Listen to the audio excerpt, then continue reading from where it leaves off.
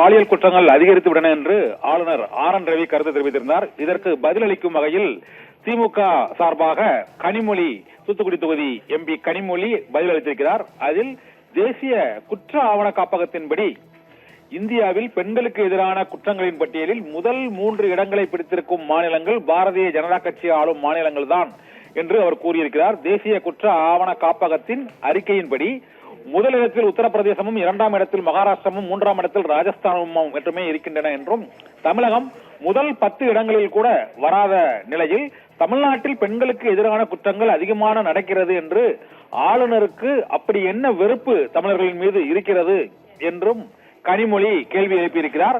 அவர் பொறுப்பு வகிப்பது ஆளுநராகவா இல்லது பாரதிய ஜனதா கட்சியின் தலைவராகவா என்ற கேள்வியையும் கனிமொழி எழுப்பியிருக்கிறார். திமுக MP கனிமொழி தேசிய குற்ற ஆவண காப்பகத்தின்படி இந்தியாவில் முதல் 10 இடங்களில் கூட பெண்களுக்கு எதிரான குற்றங்கள் அதிகமாக நடைபெறும் மாநிலங்களின் பட்டியலில் தமிழ்நாடு இல்லை என்றும், ஆளுநர் தமிழர்களின் மீது வெறுப்பை உமிழும் நோக்கில் இத்தகைய பொறுப்பை வகித்து வருகிறார் என்றும் அவர் கண்டனம் தெரிவித்திருக்கிறார்.